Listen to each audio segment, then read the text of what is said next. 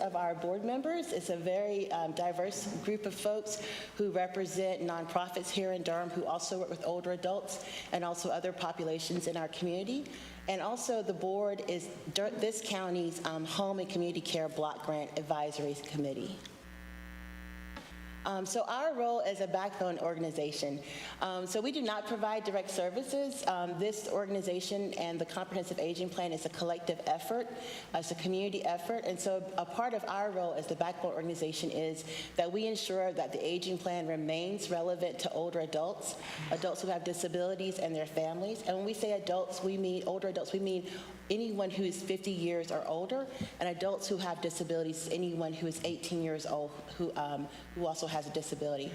As our part of our role is we provide ongoing technical assistance, and we serve as a convener to manage implementation of the comprehensive aging plan.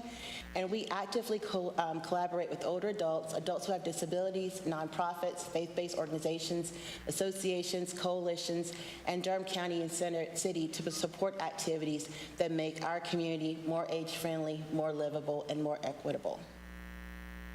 I also now want to share with you about the age-friendly network of states and communities and the age-friendly framework, because this really helps set our understanding about what the aging plan is and also how does it fit with Durham County's strategic goals. So on February 1st, 2019, both the city and county joined the age-friendly network of states and communities. So in the United States, AARP is the convening organization for the age-friendly network of states and communities, but this is a global movement.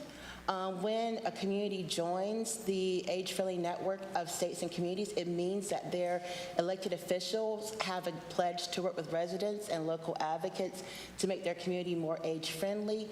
And a big part of that membership also means a commitment in participating in and supporting the design, implementation, and evaluation of an age-friendly plan. So here's the age-friendly network. There are 8 domains, and if you look at aging plans from other communities, they usually set their plan up based on these 8 domains. Here in Durham, we actually have 9 domains, so we've added an additional one, and communication and information is a cross-cutting issue within our comprehensive aging plan that I'll share with you a little bit later on. So our first aging plan was developed in 2019. So the organization called the Durham Partnership for Seniors, which is also one of our parent organizations, they brought together a steering committee and also working groups to design the first aging plan that year. And the working groups included lots of individuals, including individual older adults, adults with disabilities, and plus representatives from community-based organizations, healthcare, social care, public health, Durham and city counties. And over 10 months, the groups developed domain definitions, goals, strategies, and identified lead agencies for that 2019 aging plan. The original goal was that coordinated implementation of the 2019 aging plan was to begin in 2020, but of course this was paused because of COVID-19. In fact, the last time I was in this room was the last public meeting that you all held before we all had to go into lockdown for COVID-19. My colleague and I, Melissa Black, was actually here to share the aging plan, but we were not able to that day, and then we were supposed to come back the next month, and then COVID caused us to all hit pause. But we know that some of the activities that are in that 2019 plan have moved forward and have been implemented. Probably the best example is the Go Durham Seniors route pilot, which is called the Durham Senior Shuttle, which is still active, up and running, and hopefully expanding over the next couple of years. And also the organizations and individuals who participated in developing that 2019 aging plan, they stayed together during COVID, the height of COVID in 2020 through 2022, to implement several projects, including a community health worker project and a digital equity project. So the 2019 plan, is still around, and also, again, activities were implemented to support that plan, even during COVID. But now we have a brand new plan, a 2024 Durham Comprehensive Plan. I was hired by Aging Well Durham in November of 2022, excuse me, and I began working in January 2023. And one of the first things that just reading that 2019 plan, I realized that we probably needed to step back and look at it and see if did it still meet the needs of older adults here in Durham and adults who have disabilities. And so one of the other things I wanted to share with you is also the age-friendly plan cycle. So most of the communities who have an age-friendly plan, they use a 5-year cycle of continual engagement, collaboration, and improvement. Years 1 and 2 are usually focused on planning, and years 3 and 5 are focused on implementation, monitoring, and evaluation. So we're getting into 2024. At that time, the plan was probably about 3.5, 4 years old. And so that was another reason for me to say we probably need to step back and think about, does this plan, is it still relevant for our community? So in 2023, early 2023, we brought back some of the livability groups, including a new one for older adult hunger and nutrition. They reviewed the 2019 plan, and they decided that we needed to update the plan. Things have changed a lot in Durham since 2019, not just only how our community is as far as, demographics and the needs and the priorities, but also how we work together as community partners and also how we engage community members in this work. And so through this process in 2024, we thought we were going to just be updating the 2019 plan, but really what happened was a new plan was developed. So we have now a brand new comprehensive aging plan. In addition to the livability groups that came together to develop this new plan, we also have a coordinating council that developed new mission and vision statements for our new plan, and they also have defined additional cross-cutting issues. Here is a list of our coordinating council members. These represent at least 2 people from each livability group who have developed the brand new plan. And here are the livability groups who developed the new plan. So here you see about 7 different livability groups, but they're actually covering about 9 different domains within the plan. So we have one group that focused on abuse, neglect, and exploitation, another on civic engagement and employment, social participation, community support and health services, housing, older adult hunger and nutrition, respect and inclusion, and then we also have a transportation, outdoor spaces, and buildings group. Here are the cross-cutting issues that you will see in our brand new plan. So accessibility, when we say accessibility, we mean accessibility in all different kinds of ways. So not just only physical accessibility, but language accessibility, communication, including digital equity, community safety. That is really a priority for older adults and adults who have disabilities here in Durham, because we know just that they are also at increased risk of being victimized by violence and also being placed in situations that are unsafe. Climate resiliency is also a brand new cross-cutting issue for the Durham Comprehensive Aging Plan. Dementia, intergenerational opportunities, including intergenerational spaces, racial equity, sexual orientation and gender identity, social support, and socioeconomic status. So as we look at this new plan, we should be seeing considerations to all of these different cross-cutting issues. We know we cannot be recommending strategies and goals for Durham that do not take into account all of these different issues and that may be, that shape people's lived experience, very complex lived experiences. In addition to the members of our board and the coordinating council for the new plan, we also have several partners who've helped us develop this plan, or have taken leadership, I should say, in developing this plan along with Aging Well Durham. And here's a list of all of the folks who have, different organizations who have participated in the plan's design.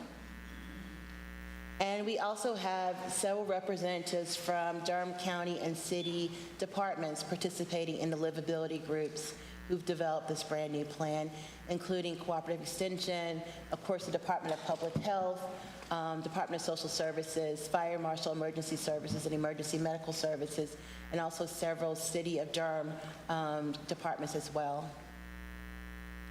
So now I want to just share with you 3 examples of how this brand new comprehensive aging plan aligns with Durham County's strategic goals. Before I share with that, I also would like to say thank you, and I really appreciate that within the strategic goals that there is one objective that does say that Durham has an aging plan. So I'm very happy to say that the aging plan is one of the strategic goals, or was within the strategic goals for Durham County. But our first example here is around strengthening the workforce by supporting the provision of effective education, training, and workforce supports, particularly for hard-to-employ groups. So for our civic engagement and employment group, not only did they develop brand new goals and strategies and identify lead agencies within this new plan, they've also identified goals for implementations, and both of these goals support the strategy around lifelong learning. So one is around expanding awareness of civic engagement and employment opportunities for older adults and adults who have disabilities, and the other one is around building community awareness of the value of older adults in employment, volunteer, and civic engagement. Another example of how this aging plan aligns with Durham County's strategic goals is around the health and well-being goal 2, so objective 2.1, healthy lives, and then also the strategy working towards a more seamless system of services that touch people in crisis or in jail to help them gain stability, recover, and return to healthy lives more quickly.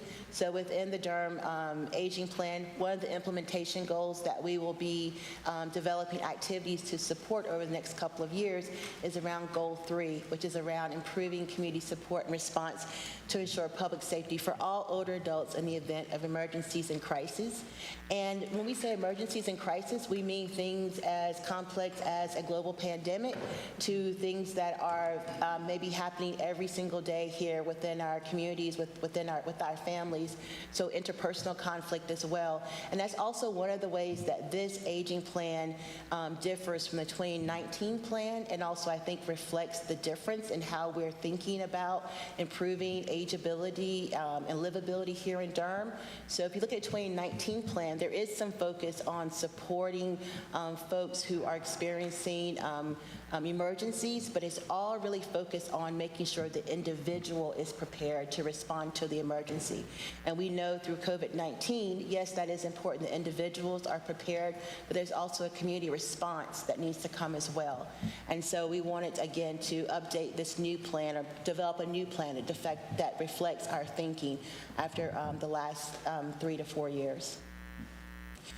We also have here another example from County Goal 3 around safe communities, so the emergency response services. So for, again, that same goal that you saw for community support and health services, goal 3 aligns with the county goal, but we also have another goal, which is from the respect and inclusion domain, which is around enhancing the well-being of persons living with dementia through an inclusive, community-wide, multi-sector partnership of supports and services. So where are we now? We have this brand new plan. And over this spring and summer, the livability groups have identified 13 implementation goals. That means over the next 2.5 to 3.5, 4 years, we are going to be developing activities to support these goals. One of the goals, activities are already being implemented, and that is the goal around strengthening the Durham Adult Protective Multidisciplinary Team. So Durham does have a multidisciplinary team. And so Aging Well Durham is serving also as providing some coordination support to that group. We also have some activities that are going to be happening fairly soon around establishing the dementia-inclusive, dementia-capable, multi-sector volunteer partnership in collaboration with Dementia Inclusive. Over the next 3-4 months until the end of the year, we are going to, first of all, finalize the plan, send it to the Age Friendly Network. Once that plan reaches the network, that means that we must begin thinking about implementation, even though we already are ahead of that. We also want to sit down with our partners, particularly the lead agencies, and develop MOUs that are really going to outline how we're going to work together in everyone's role over the next 3.5, 4 years. I'm also speaking with other communities here in North Carolina who have also developed MOUs once they've gotten to the point of implementation of their aging plan. Aging Well Durham's board has an evaluation committee, and so they're going to be getting together to identify desired outcomes for the plan. So we have the domains, but we know we also need to be thinking about what are the desired outcomes, what are we all working towards. We also will begin some drafting of the key indicators for each domain, and we'll begin drafting timeline and the implementation activities. Beginning next year, we should have all of the roles defined for how we're going to work together, including Aging Well Durham. We also know that some of the activities to support this plan are going to require additional resources, including funding. So we are going to be working on developing some funding plans to support these new implementation activities and also identifying possible investment opportunities. And I really like to think of these as investment opportunities and not necessarily as funding, because what we are proposing in this plan, we have this 5-year cycle, but it's probably going to take us about 10, 15 years actually to make sure that we're really making a positive outcome, a positive difference for community members here in Durham, for older adults and adults who have disabilities. And we'll also have an evaluation framework defined hopefully next year, or at least that's our plan for next year. And all along the way, we're going to continue doing some direct engagement of older adults and adults with disabilities. This spring, we also held a series of 8 listening sessions with older adults who speak Spanish, Mandarin Chinese, Haitian Creole, also adults who have disabilities, older adults who live in Northern Durham, older adults who live in the West End community here in the center part of the city. And also, as we're managing the implementation of this aging plan, Aging Well Durham will also work on our development as an organization, as a nonprofit, and that includes establishing our 501c3 status and also expanding our communication infrastructure. And also, again, it's a big part of our role here is to share the promising practices that other communities have used to increase their communities' age friendliness and livability. So I want to thank you so much again for having us here today, and we're here to answer any questions or receive your feedback as well. Thank you so much for your presentation. It was a very, very thorough and in-depth presentation, and very fast also. Like, not too fast, but like a lot of information. I appreciate it so much. I've learned so much about our aging plan through this presentation. I'm really glad that you brought it forward, and thank you, Commissioner Jacobs, for also pushing and requesting this. Let's see if there's, Commissioner Jacobs, we'll start with you. Okay, Commissioner Howerton. Well, thank you. Thank you so much for all the work that you've done putting into this and the work that you're going to do. This is exciting. Given the report that I recently heard about the number of seniors that's going to be in North Carolina, it's going to outnumber our youth. That was amazing to hear. So the question that I have has to do with 2 things. The traffic lights, and I don't know if that's part of your plan. I didn't see that. The seniors have a problem getting across the street, and I know that's a city thing or a state more so. But is that a part of the plan? Yep, so under the transportation domain, we mean transportation, we mean not only buses and cars, but we also mean walkability, bikeability, and there are specific strategies, actually a couple of goals. One goal in particular I'm thinking of that is focused on how we can improve walkability here in Durham. And I forgot to mention in 2019 and also this spring, through the listening sessions, we learned that's also a big concern for older adults and adults who have disabilities here in Durham, is the increase in traffic and also people's ability just to go from one corner to the next safely. And so, yes, that is something that we're looking to address over the next, I keep saying 2.5, 3, 4 years, but we know, of course, it may take longer than that. But that is definitely one of our big priorities for transportation. That's great. And also, I don't know, I know that Go Triangle is doing their strategic plan right now, and I'd love for them to have whatever they need in their plan that matches this plan, so that when we're looking at regional transportation, we're looking at connecting the dots here. Yes. So that our seniors can get where they need to get. Because because they need transportation to get to the grocery store, to get to the doctor's office, Yeah. all of those things. Yeah. Yep, and so that's also another thing that we want to expand. So we now have the senior food shuttle that goes to the senior housing communities, mainly in the central part of the city. We want to expand it to, we want to advocate for expansion to additional communities. And we also want to advocate and work with partners to expand so that service is not only available to folks for doctor's appointments and to go to the grocery store, but also for social opportunities. Yes. Because we want to make sure that people have opportunities to socialize and connect. And so, yeah, absolutely. Yeah, because people don't want to buy as many cars as they used to. Yeah. So we need the regional transit. But Yes. thank you so much for all the work that you're doing. Thank you, Commissioner Appreciate it. Howerton. Thank You're you. welcome. Commissioner Carter? Wendy had her hand up way before me, I'm sure. I see her shuffling her papers. So I'll let you go. I won't take very long. Thanks a lot. Really important work. The one thing we all share is we're all getting older. And I think an age-friendly community is really friendly to all ages. And so we want it to be friendly for us all, and in particular with the fastest growing portion of our population, which are our aging adults. And I really like the fact that you reminded me anyway that this also includes adults with disabilities. And it made me think of a recent invitation I had to visit Reality Ministries. Are they on your list of partners? Yeah, actually, Yeah. Reality Ministries is our partner for the listening session we had for, I forgot to mention, we had 2 sessions also with family caregivers. One was in English and one was in Spanish, and the one in English was with Reality Ministries. So yes, we have a partnership, a relationship with them as well. Fantastic. You're really very comprehensively connected, it feels like, which you need to be if you're the backbone of our community for this work.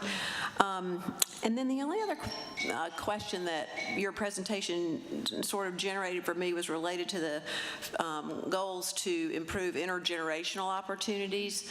And it made me think about the fact that the county was a big partner in the development of the what's the name of it now? It's housing for seniors that's connected to the child care, the daycare, the preschool, not daycare, the preschool. The Whitted school. Oh, The Whitted veranda, Village, the yeah. the Village at veranda. Whitted. I've always wondered, did the hope and goal of having that housing for seniors so that the seniors could be volunteers and work with the preschool children, do we know if that ever panned out? It just seemed like something to think about maybe for the future. I have a feeling that it never really did pan out per se, but could be an opportunity for a strategy for the future. I agree. I do really believe in the importance of connection between the generations and how that makes us older people happier and healthier. And even if you look at places around the world where people live to be 100, one of it seems like the contributing factors is that they are strongly connected to, usually it's their younger family, and it's just an extended family. And so anyway, thank you very much. Really appreciate your work. It's super important, and you're doing a masterful job with it. And I think your plan seems really solid. Thank you. Thank you. Commissioner Carter, I'll just add, I'm fervently taking notes, whereas some initiatives she may not be aware of, I'm keenly aware of, so I'm making sure I got my to-do list. Thank you. Commissioner Jacobs? Thank you. Well, we are so fortunate to have you as the Executive Director of Age Friendly Durham. Aging well Durham, sorry. Yeah, I mean, the thoughtfulness of the work that you all are leading is very evident, and also all of the partnerships that are happening and all of the connections by, the council and the board of directors and all the organizations. So really, thank you. I want to apologize that we did not include your funding in our budget. So we are going to address that at our next meeting. And I think it's a good reminder that we really need to have you come at least on an annual basis, maybe at a joint city-county meeting, since this is being funded, by the city and the county. And I appreciate the historical overview. Some of us have been here for it because it's taken us a really long time. It was my first term in office that Brenda and I were involved in one of the first big forums that we had for age-friendly Durham. That was probably back in like 2014. So, I mean, really, here we are 10 years later, and we did the livability assessment through Triangle J at that time, and it has just taken us a really long time. So it's exciting to see this actually happening, and thank you to both of you, because it's a lot of work, and you're building the relationships and the partnerships, and that's really, really important. And I also want to thank you for your involvement. We both work together on Dementia Inclusive Inc., and Shalisa is actually helping to lead our next forum that we're going to have, World Alzheimer's Day. She's really helping to lead that in September, that forum. I appreciate you referencing the strategic plan. You have a new, so now you've got a new aging plan. We got a new strategic plan. Okay. Which we actually, this is hot off the press. We just got this today, this hard copy, but the way that you referenced the county strategic plan, I think, you'll be really interested to see the new revised plan, because there's still complete alignment. I was looking quickly at the new areas and the cross-cutting issues that you're focusing on, and so they're still complete. You'll see, but I just.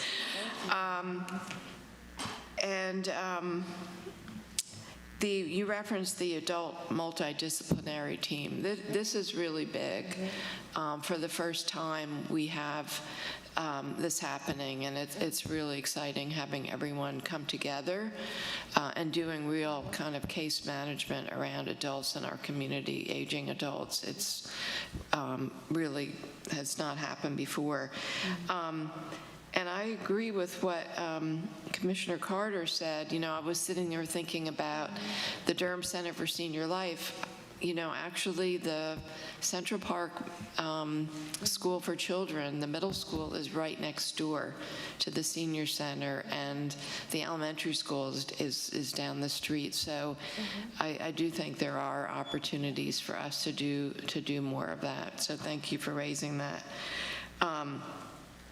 And I'm curious, when you said, and I also appreciated the timeline, so submitting to the international, because it's not just national, it's international, the Age-Friendly Network. What will that process be like, and do you anticipate that we will get approved? Oh, yeah, I mean, Durham County and City, we are already a member. Right. So, yes, absolutely. So I've been in contact with our state level AARP representatives, so they know that we'll have a new plan coming fairly soon. They also convene a bi-monthly call of all the age-friendly communities here in North Carolina. I think there's about 15 of us total. And so we just need to finalize the plan, submit it, and then the expectation is implementation activities will begin. So, yes, and we're already a little ahead as far as thinking about which goals we're going to focus on. And then this fall is figuring out our commitment to one another and the indicators and our overall evaluation framework of this plan. So, yeah. I think it's something that we should really try to promote, the fact that we are now, an AARP age-friendly community. Some communities really use it for marketing, because we are really, as you said, only one of 15 in the state, and I don't even know how many nationally or internationally. So I think that would be something for us to really promote.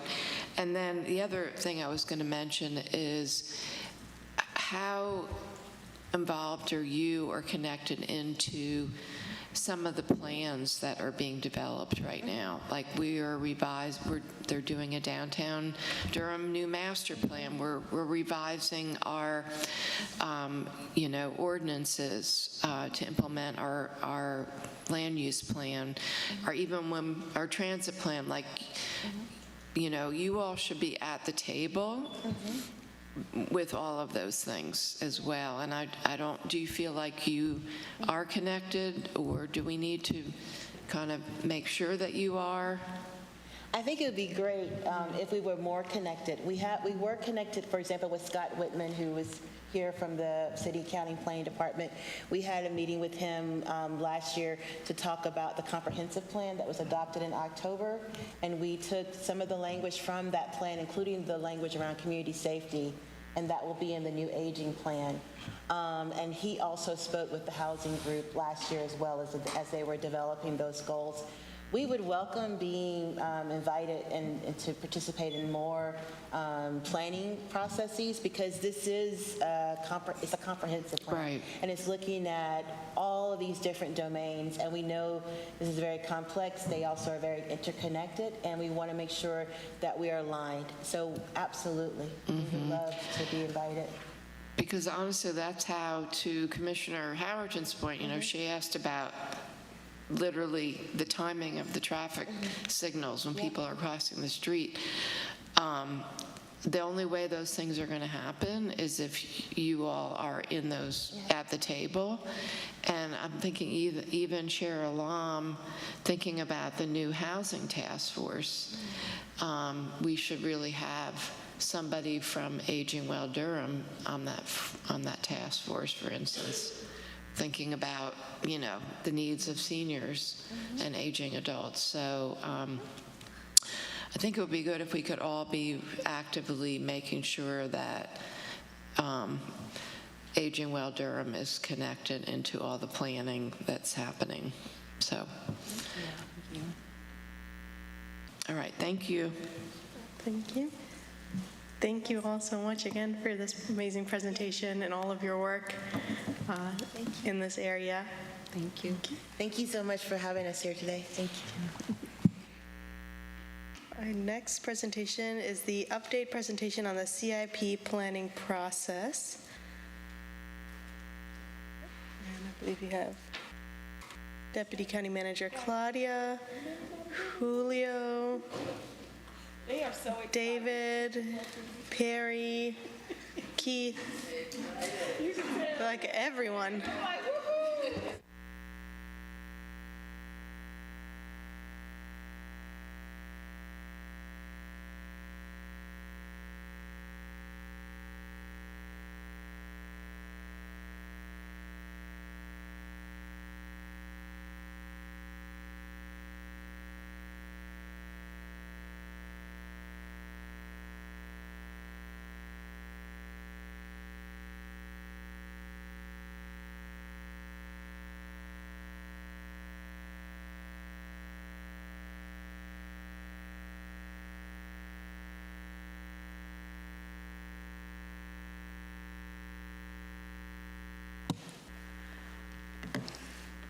Good afternoon. We will share with the board an update on our capital improvement planning process. This is a continuation of conversations held in the winter of 2023, and we had an update in May, and this continues to be a very high priority as we try to move the board's priorities forward. We'll cover a few items, and we'll go high level and fast at first, and then we'll slow down when we start talking about some of the projects. So again, we'll talk about the timeline, remind you of the guiding principle documents that were shared previously. We'll go over some selected county projects and then talk a little bit about next steps as well, and then allow for board discussion. This calendar outlines our process to date. We started back in the fall of 2023 and winter 2024, requesting CIP information from departments and also some of the external organizations that we fund. We had a policy update with the board in November at that time.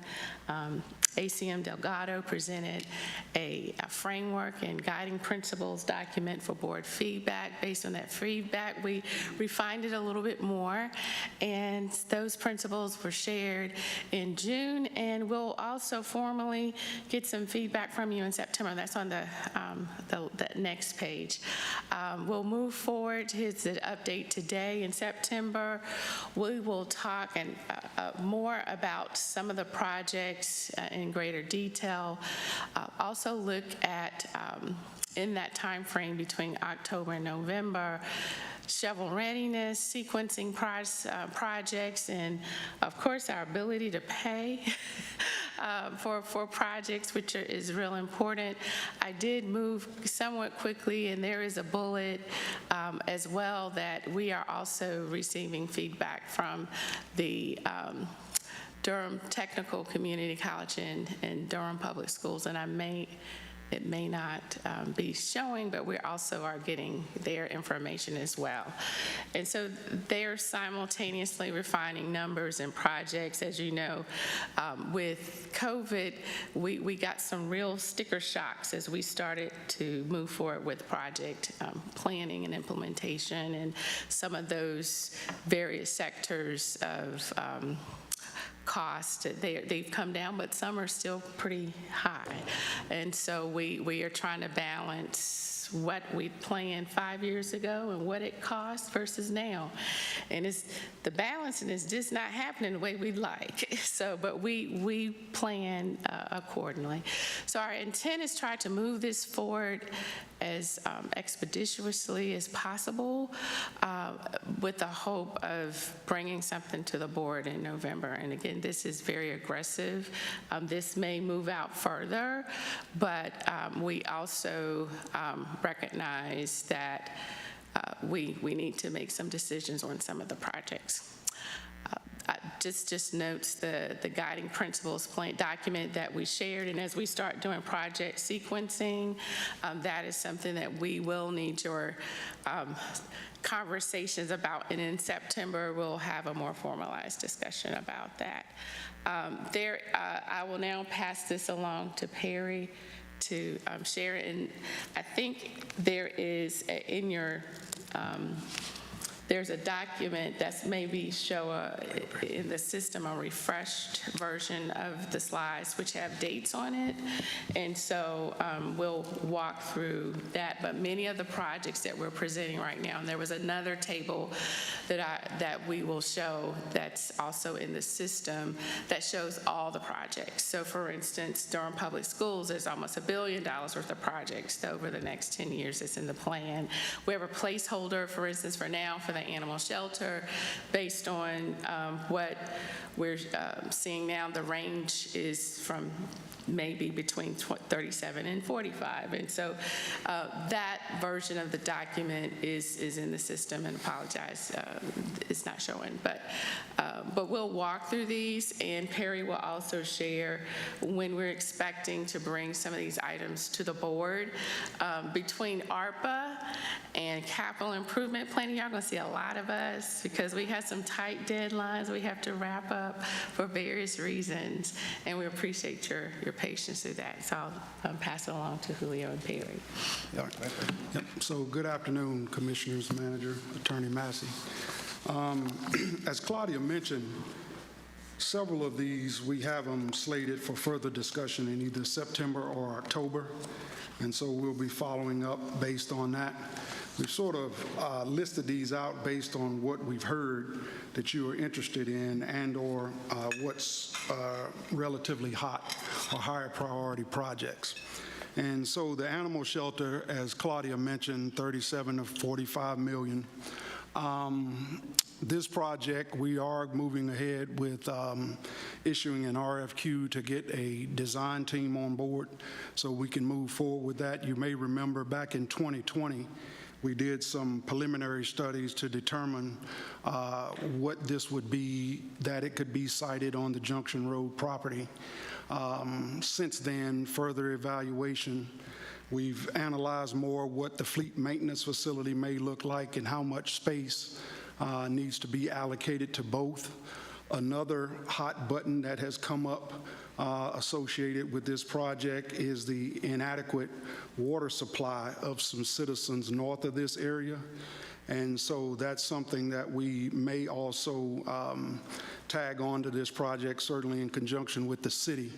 Our earlier estimates, probably 2 years now, had that coming in at about $800,000 for us basically to provide water service from our site to that area north there to supply those citizens that had inadequate water. And so just keep that in mind.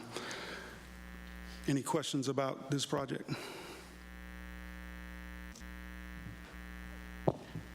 Well, first of all, I was jumping up and down when I saw this as the first thing listed.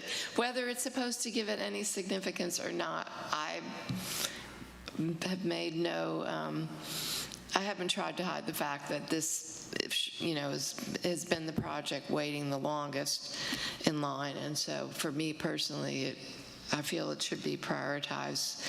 But I just wanted to see, when you talk about assessing it, are you doing that in conjunction with the APS providers? Are you all at this point talking about the needs? Because this has been over such a long time that there may be other things that have changed too. Yeah, that's a great point, Commissioner, and that's exactly what we're going to do. As I mentioned, the studies that we did previously were 2020. Obviously, when we get a design team on board, we'll go back in what we call a program verification, which is to determine that what we had outlined in terms of spatial requirements, needs, functionality, operations, all of that is either still valid or it needs updating. And so that will be the first phase, is to do that program verification, and then we can move on to the next steps, which would be the schematic design and so on. But that is absolutely our intent, to give that a refresh, because 4 years, it's warranted. So, yes, ma'am. Okay. And again, just using this as a case in point, when you look at our current plan, it shows that we had been spending money like the last few years building this. Obviously, we didn't. So just in terms of the need to update the plan, as it's not really, doesn't reflect reality. Yes, ma'am. Yeah, okay. And I will say, in your budget document each year, there's a section that's an attachment to this agenda item, a supplemental information, and you'll see some tables sort of where we are. And if you were to look in prior years, we kick the can as we move along. So those planning dollars, we're ready for that part. Okay. The back end part of it is now a little bit higher because it's the cost of it that I talked about earlier is higher. So that's for all of the projects you'll see. So that supplemental document, again, it's also in your budget document. Will help with that. Okay, and I didn't know with the animal shelter, the site that they're on right now, if they own it, if that selling that would generate money that could go into the, I don't know the details, but whether there are other additional ways to help pay for this. They raise an incredible amount of money already that supplements the operations, and whether they would participate in helping a capital campaign, things like that. So I hope we'll be looking at all that. Yes, ma'am. So the next project we had on here was the Sheriff's Training Facility. This project was actually adopted in the 2020 CIP, which was the last CIP that was adopted. And so we're actually ready to go out for bid with this project. We have R&D Architects as the design team, or the designer of record, lead designer. And then we have the team of CT Wilson and Rankin 3 Grading doing the construction management at risk. And so they're going through the pre-qualification of contractors as we speak. Commissioners, you remember we did multiple land acquisitions associated with this project to address some issues that we were having up there to make sure that we had, I guess, mitigated some of the issues that were a previous concern of us sort of fencing and gating the property off. You know, this site is basically on an old landfill. We're repurposing it. It has, you know, a pistol, a scenario base, training range, rifle range, a long distance rifle range. It has a 10,000 square foot facility that will be a flexible, multi-purpose training space. The police officers' physical abilities testing, training, and certification will be able to be done there. The gravel lot that you can see on the little diagram there, it's basically 2 lots. It's one for the civil repossessions and then the other for the evidence vehicles. So there's just a lot going on there. Obviously, we're pursuing LEED Silver on this. There's photovoltaics, several other things that we're incorporating into this project, but that will be coming to you all relatively soon. I anticipate probably around January we'll be bringing a package for approval for construction. So this is just a more detailed look at what's going on up there. You know, I didn't mention the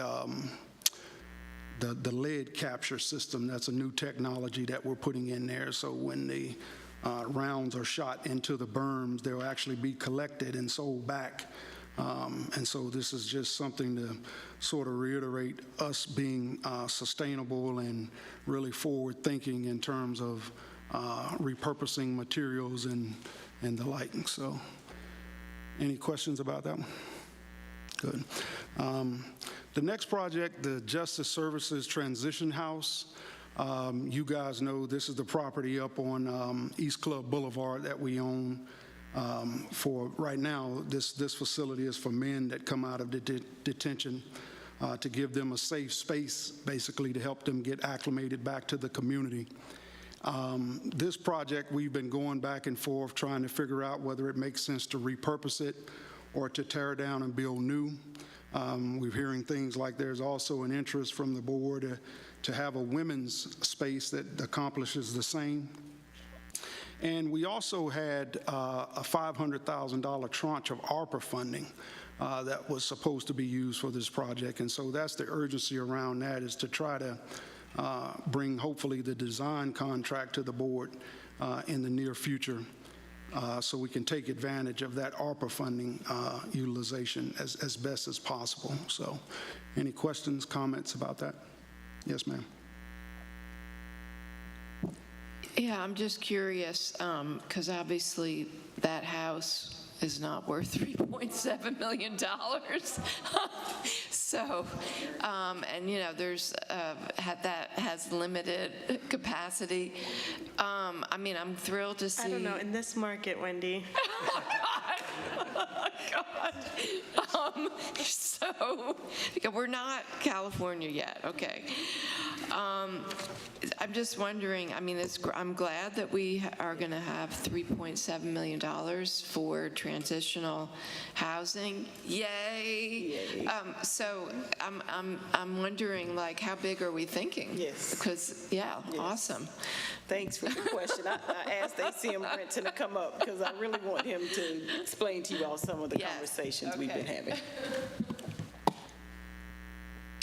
Assistant County Manager Dwayne Brenton, thanks for allowing me to come up. This has been an involved discussion. We've been working through a lot of different options with this. The $3.7 million figure is a new figure. That's not what we were working with as soon as a few months back. So the picture a few months ago looked very different. So now we are exploring other options, and I think during a budget work session I presented to the board that we're also looking at existing homes, buying an existing home, and setting that up as a second transition home or even a primary transition home. So we're exploring a few different options, trying to take advantage of the ARPA funding, and trying to act with a sense of urgency as well, because that home doesn't work as well as we would like it to.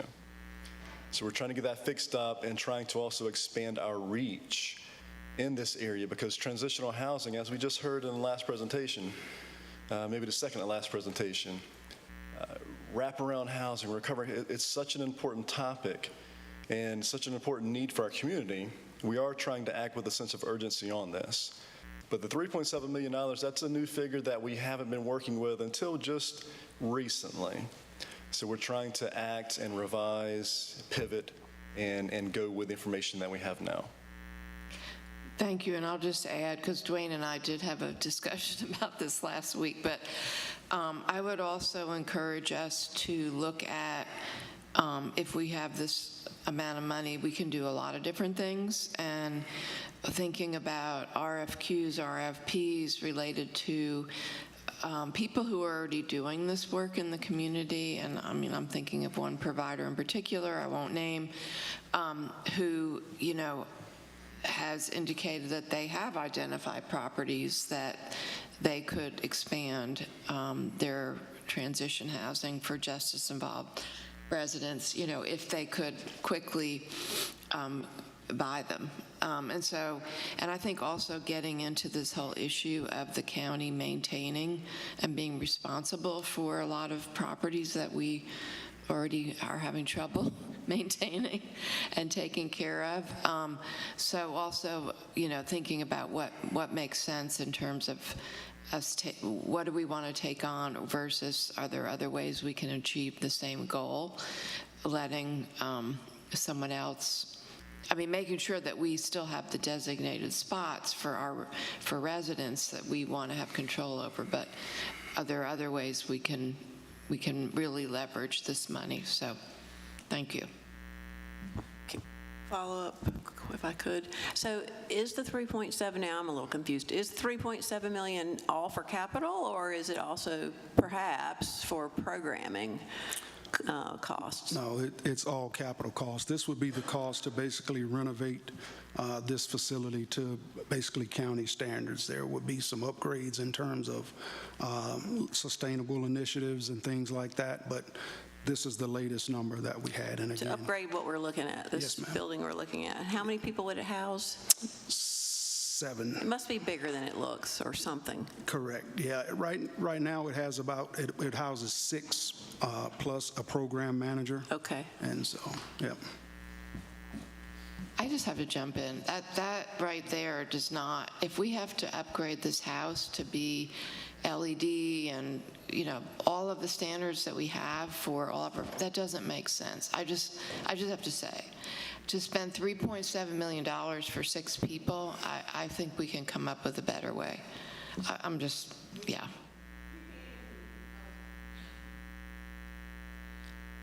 All right, and so the next project is obviously the Project Bill location, which would be to upfit a 5,000 square foot unit in the Shops at Hope Valley Shopping Center for use by Project Build. and to have sort of a youth space, in addition to, I guess, seeing clients or the violence interruptions and things that they do. The space to the left, the large meeting area, is intended to be a flexible space. It will have like ping pong tables, gaming tables, recreational type stuff that could be switched out. Maybe we could provide a large screen for viewing movies, things like that. That was the original program with the Project Build location. And so right now, we're at an estimate of about 1.5. That's all in, and that's to renovate, like I said, the 5,000 square foot unit inside Shops at Hope Valley Shopping Center. So we'll be bringing a design contract to you guys shortly. So are there any questions about that one? Fire and EMS 19, this is the project, obviously, the city and the county. It's another co-located station that will be at the intersection of Highway 54 and Davis Drive. This will be on property that has been donated to the city, from Fidelity.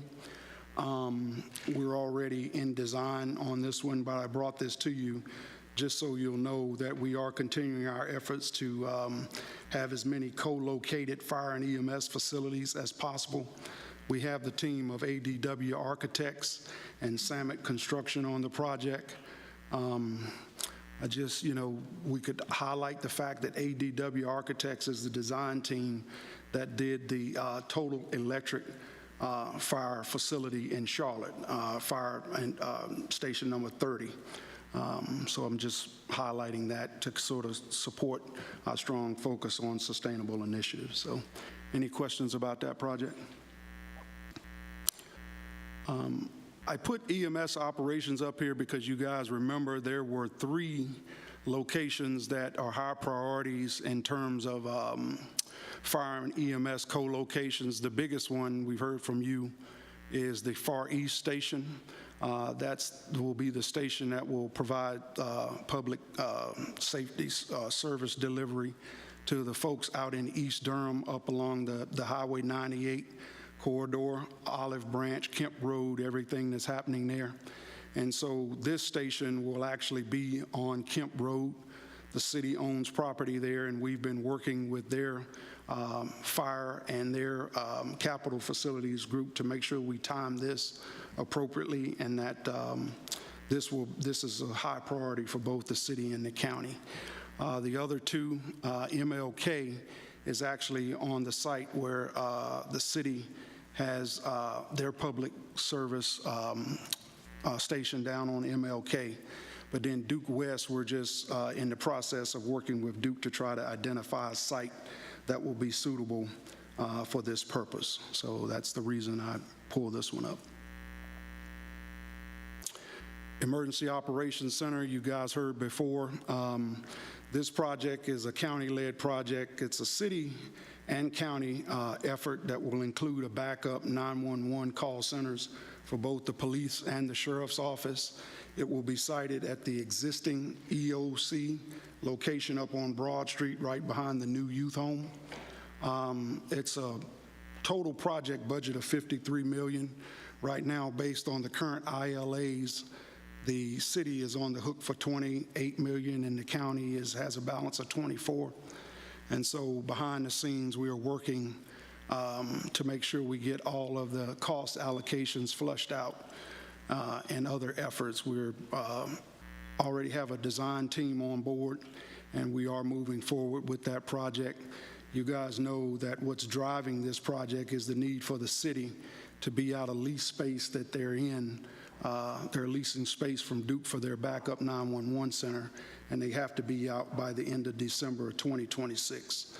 And so it's going to be all hands on deck effort to make sure that this project continues to progress, and so we can get this completed timely. So, any questions? This is a new issue that has surfaced, and we want to bring it to your attention. You guys remember we had the EMS ambulatory service repair facility that we were leasing out on Stone Park Court. And the owner basically came to us earlier and said, well, you have to be out of here by January 2025. We heard later they had pushed that out to August 2025, which buys us a little time, but we still need to be out of the space and plan to have a location for EMS fleet ambulatory repair. And so right now, we're looking at the old Parkwood location, and that's what this is a depiction of. We're still waiting to get actual cost estimates and more information about the zoning requirements. We may have to get like a special use permit or a variance to modify the zoning up there to make sure that we can actually provide maintenance services in that location. But we're bringing this to you to put it on your radar because this is a hot and heavy issue. We've met routinely with emergency management, and they don't have an alternative. The city can't help us. They don't have the capacity to work on our vehicles, and we've been having issues with sort of third-party maintenance, and so we need to be moving expeditiously with this one. But again, I take this opportunity to remind everyone that this is what happens when we lease space. At any point, lease space could be taken out from under us, and we are scrambling.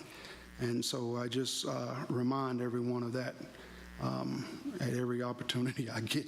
Is this a spacing capacity that the city has or staff capacity? Space, it's Space, both. okay. Yep, it's really both. They don't have the space to do it. They barely have enough to provide service for their own, and then they're having the same challenges we're having in terms of getting mechanics and things like that. So Could this be a potentially joint venture with the city? we could certainly take a look at that, but right now we got to focus on our needs and the urgency that we have, because we have nothing after August 2025. So. And even if it's not with the city, we're looking at it being something joint internally with other needs we have for OES, general services, possibly the sheriff's office, but looking at having a consolidated space for all of our maintenance needs. So you mentioned the old Parkwood. This is the old Parkwood Fire Station property? Is that, who owns that? The county does. Oh, we own it. Yep. So since we own it, why can't we turn this into a permanent? That's what this depiction is. Oh, okay, because it says temporary on here. Well, and the reason we put it as temporary, and slides in the future have us talking about the comprehensive fleet maintenance facility for the county. We're in the process of programming out a full-on comprehensive fleet maintenance facility for the county, which was to include fleet maintenance for all vehicles. But since that project is a little on the costly side, we feel it's probably going to get pushed out a ways. And so this is supposed to be a stopgap, so to speak, to sort of help us bridge that. So Okay. ultimately, being that we own it, yes, it could be always used for this purpose. But right now, we had called it temporary because it was supposed to be a part of a bigger effort. Okay, well, I guess it would be interesting to see the pros and cons of not having things be all in one place, especially if we're going to put money into upfitting this, that it would make sense to not have everything all in the same place. I also would be really curious to get, as we look at this as part of the CIP process, I know we've done this in the past, but a list of all the properties that the county owns, especially ones that are not being used right now, like Parkwood, and just thinking about how do we really utilize some of the that's a really valuable site. how do we think about some of the really valuable properties we have? And Mo's going to kill me for saying this, but where we currently have a lot of our vehicles stored on Dillard Street, that's like prime real estate in downtown Durham. I know. She's like, it belongs to the railroad. Belongs to the railroad? Yeah, I'm thinking about right next to, behind DSS, that building that's, I'm sorry, behind Health and Human Services.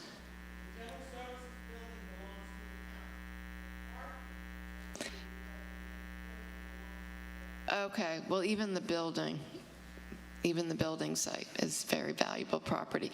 So anyway, as we think big picture, I know that's why I said Mo's going to kill me, but even as we think about how do we pay for some of these things, and if we're going to relocate things, you know, how do we think about that big picture?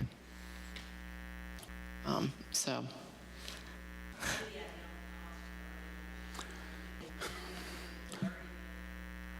No, I don't think it's going to be 10 million.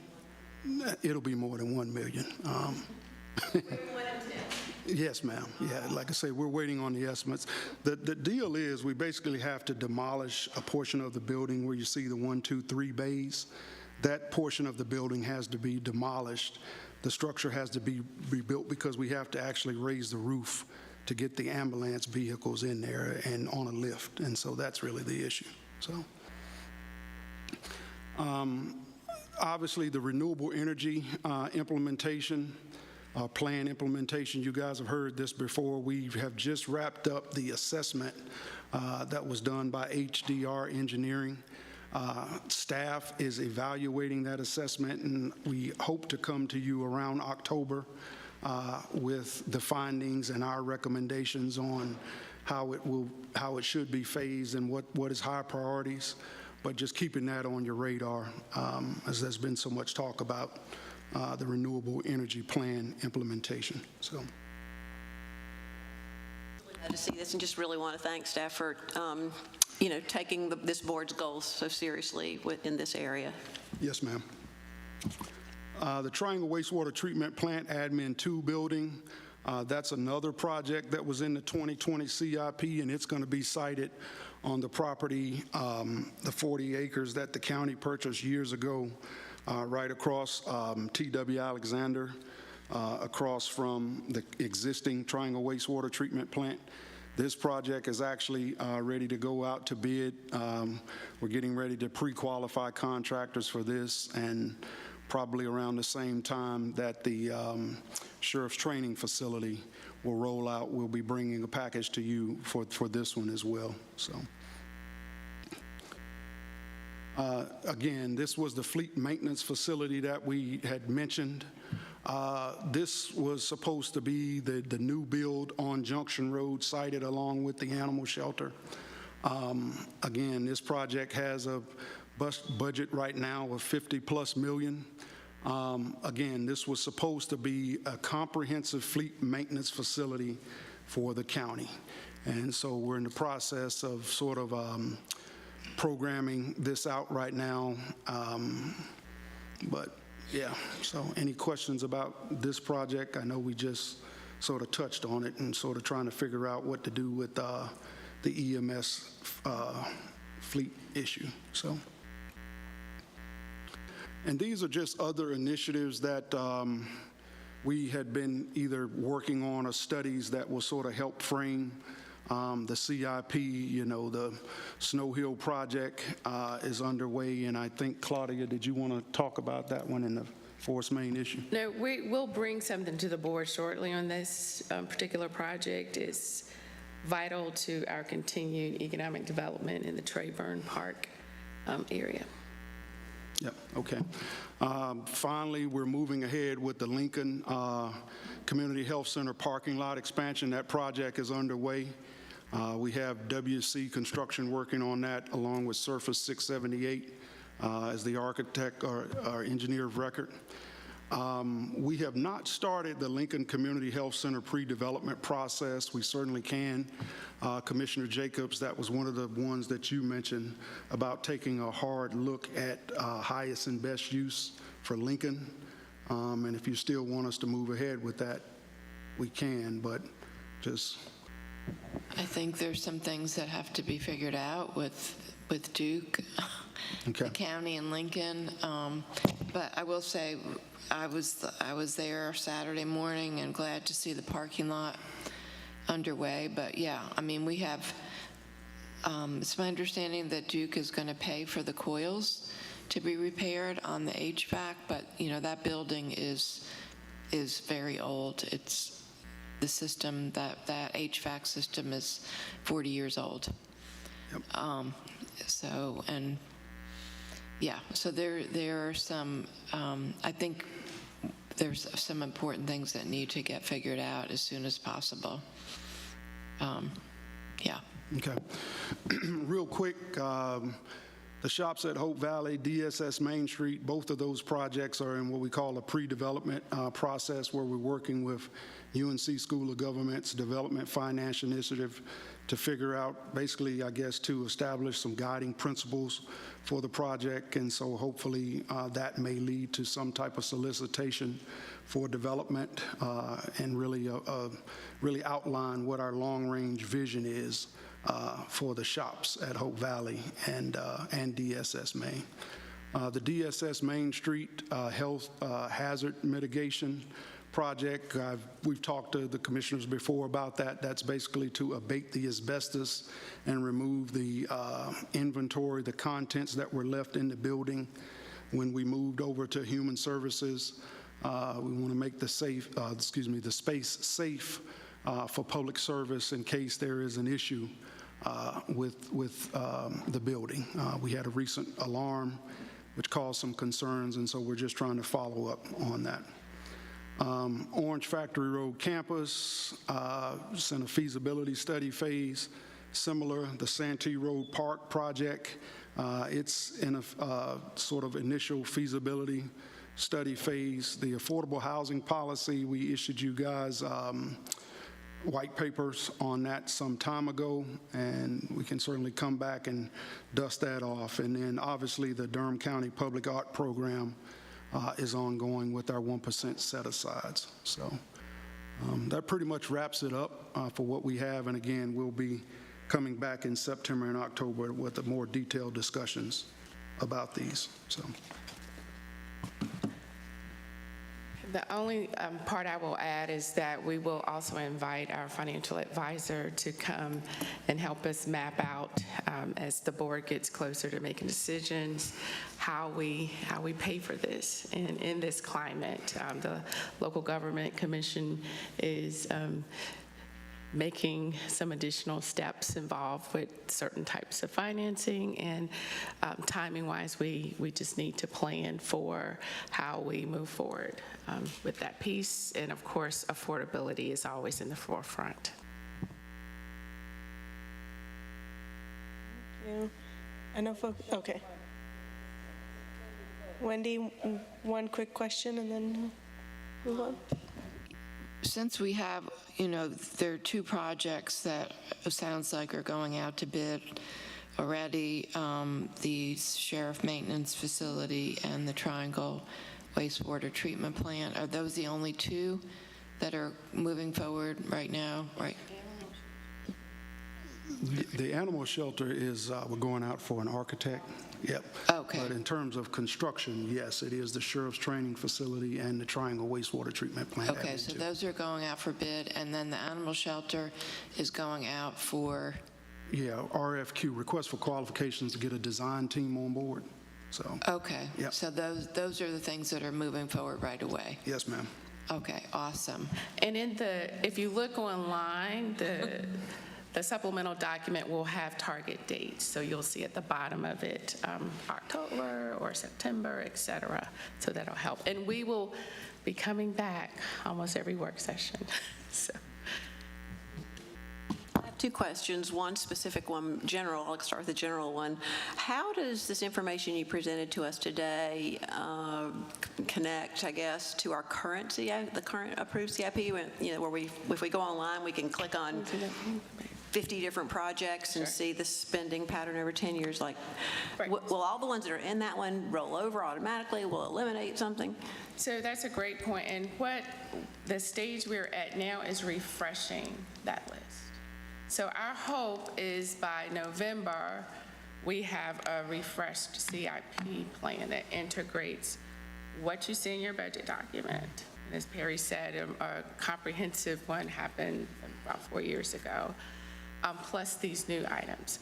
The biggest challenge and opportunity is the pricing and the cost of construction that has changed. And sequencing then becomes trickier. But for the shovel readiness checklist, we often really focus on those projects that are within the next 4 or 5 years. Right. Because once you get past that, it's difficult. But even in this climate, trying to estimate costs can be trickier.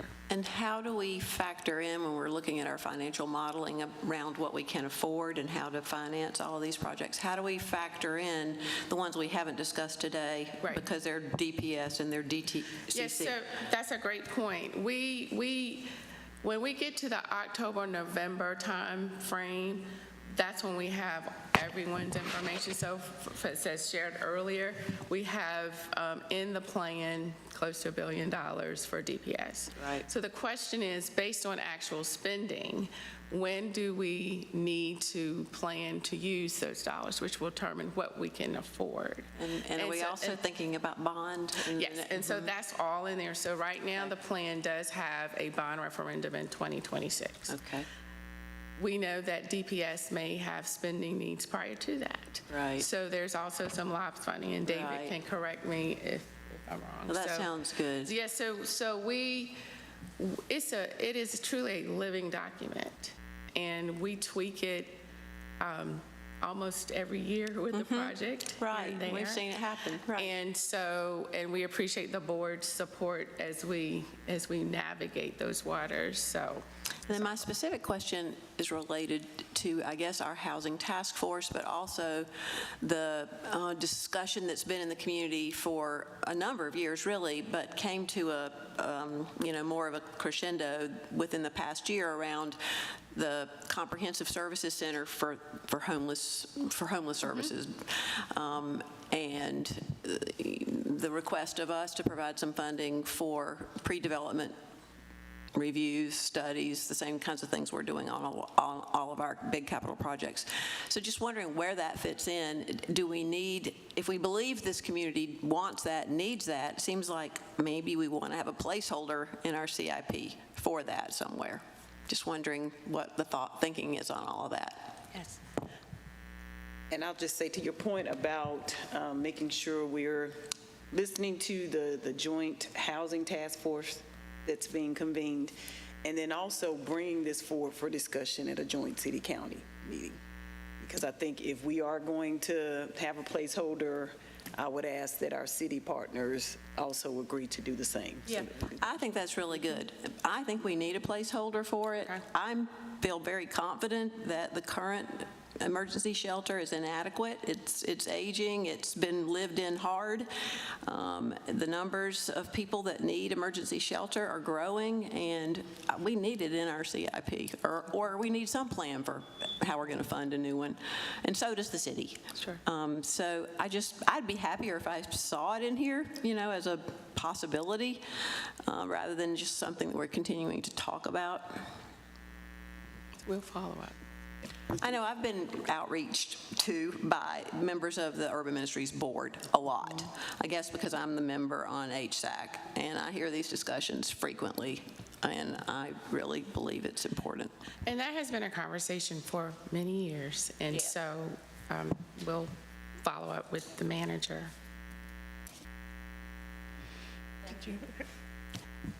Thank you all so much. We have a few more items to Ms. Deborah Craig-Ray for our NCACC legislative goals, proposed items.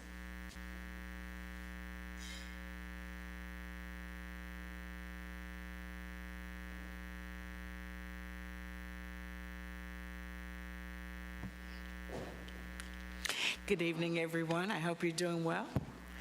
I'm going to try to keep us moving forward as quickly as I can. I can't believe we're already talking 2025 for our legislative work. So this is really the first phase of 2 phases of legislative work. We are now trying to provide your input with the North Carolina Association of County Commissioners legislative process. That process began a little earlier this year than it has in normal years. And I actually asked our department heads, right as we were wrapping up the budget, if they had any ideas for statewide legislative issues. And what I've included in your package is what I received so far. But during this discussion, I would like to have you to also suggest some legislative ideas that have statewide implication that you would want to approve hopefully by next Monday, so that I can then input them into NCACC's portal so that we can make the deadline for discussion. As you know, there is a couple of months process where there's 7 committees meet on all the subject matters, and many of you have participated, as I have over the years, in those conversations. And after they vet the many proposals that come through, recommendations go forth for the Legislative Goals Conference, which this year is going to be held in November. So that's really why we're here today.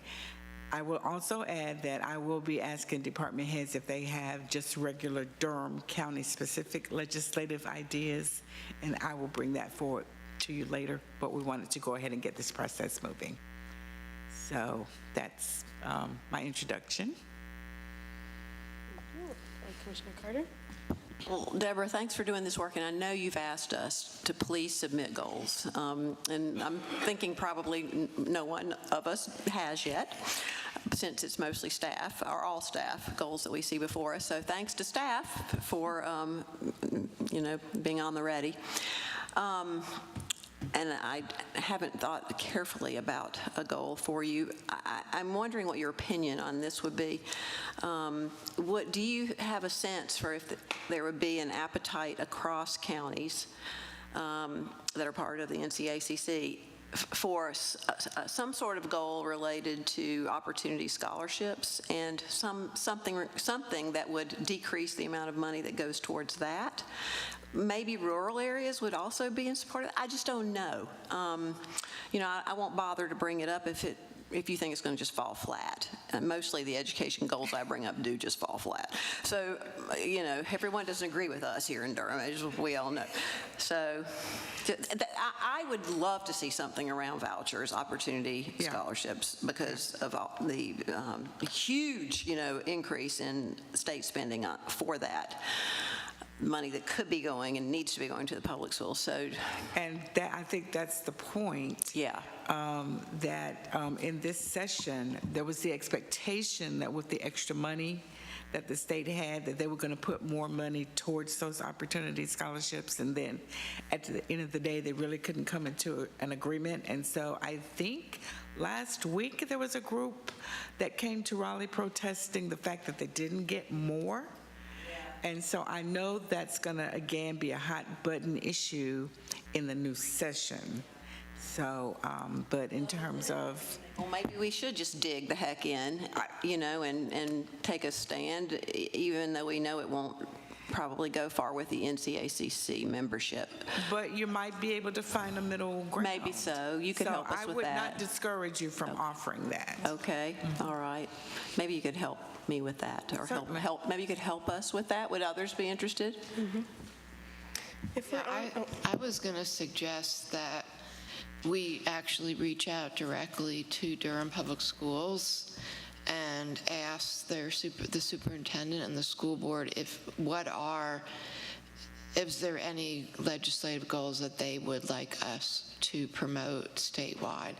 And especially the superintendent, she may have an idea of what would be strategic wording to things that may, based on her experience, that we could try to effectively promote, because so that I have actually a whole list of things, but that was what I was thinking, is that, I know we have a deadline of next Monday, but if we could reach out to them and see what would, because I agree with you, Heidi, but I also want to be effective and strategic about it. So, and maybe they have, because there are other things too, like, the adequate pay for our teachers and school workers, and having enough money for to repair our schools and things like that. And how do we couch that related to the other things that are taking money away from all of that? I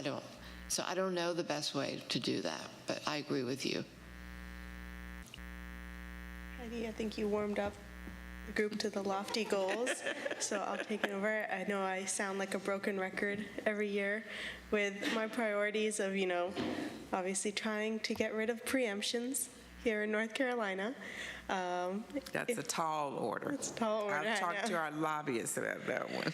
Yeah, but trying to see how much we can push at the NCACC level, because I feel like I've talked to some of the Republican county commissioners, and there does seem to be an appetite from them on some of the items, like especially like progressive property taxing, as well as opening up private universities to be able to have the power to tax on land there as well, but also other areas of preemptions like being able to provide broadband as a public utility, more jurisdiction for us and the city to be able to have decision-making around like land use. Counties more power. Yeah. Easy things, definitely. Wendy? Yes, I'll remind last week's override was a bill that now related to housing, that we cannot, local governments cannot require landlords to take housing vouchers. So that just got passed. So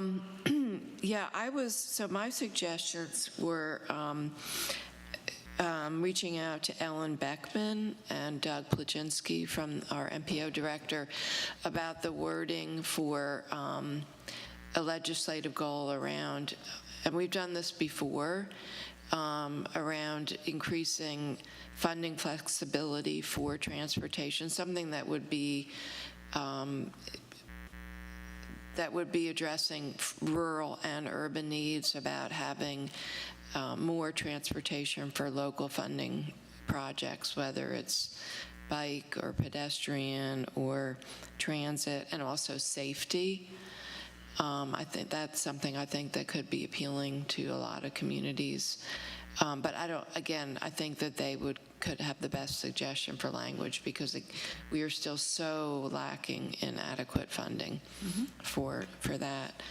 And the other issue is that I was going to suggest reaching out to Linda Chappelle and also Maytal around adequate funding for child care providers. We are really, I think that's another statewide issue that we could hopefully get some support for, because Right, because they did that emergency funding that I guess will go until the end to kind of supplant that, to bring forward the ARPA money that ran out. Exactly. So, yeah. So this is a statewide crisis right now, that we're really losing child care providers, and this is directly tied towards people's ability to work and for our economy.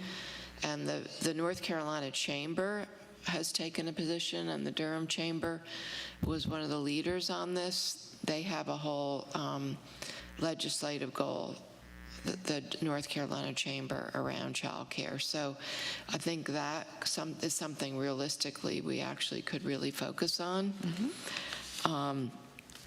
And then, of course, we know about the value of the Earned Income Child Tax Credit. And then the Durham, the things that this could help with our schools. And the last thing was, I don't know if we could do something around the ability to use all publicly owned land. So that would be city, county, school-owned land for workforce housing. And I think you got my report about how Yes. we fared this time. I know. So again, I don't know if there's, but and even maybe our lobbyists have some suggestions on, them giving us some input on any of these goals and how to word them or strategy around it. If they could help us, I think that would be great. Thank you. Great ideas. Yeah. So there's one that I'm not, we just got the $2 for transportation from the legislature. I can't, that'll be an interesting conversation to have offline with the association, because to go back in again, I mean, it took us a long time to get, we hadn't had an increase since the beginning. And to go back there again, I don't know, you would know more about how to position that. But one of the things that I hear from the statewide commissioners is they don't feel that it involves them. The more rural. Yeah, the rural communities are really struggling with how they get on board with transit, because so many of their counties are not involved. There are some in the mountains that's taken a position around transit and how they're positioning their boards to be involved. But it would be a good conversation to have with Kevin and some of the other board members to find out what are they hearing about that conversation. I'm trying to think of what else I've been hearing. I think the only other thing is there was a conversation around economic development, but it was more about the companies, so many of the companies landing here in the Research Triangle Park. How do we come up with something that has that whole thing be spread out more? Because most of the companies are ended up in Research Triangle Park. I don't know what the language would be so that the rural counties are feeling included. Okay. Because we can always get more bang for our buck with the General Assembly when we can get the rural counties involved.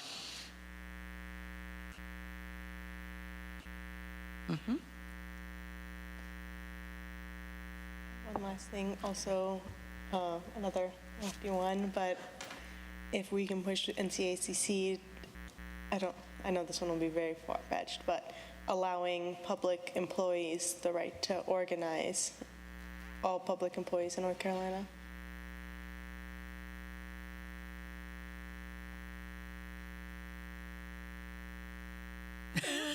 Look at me. Nothing hard about that. I'm just laughing. Nothing hard about that one. Yours is the easy one, Heidi. Yeah.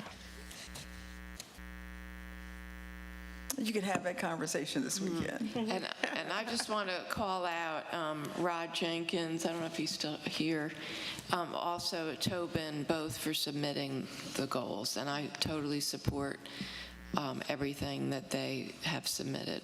So thank you to them. Thank you. I will email them. Thank you, Deborah, for all of your work advocating for us in this uphill battle. So I will try to flesh this out so that you can have it for Monday's meeting. Thank you.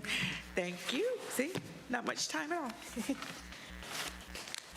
Our last discussion item before voting delegate, but our ARPA update with Deputy County Manager Hager.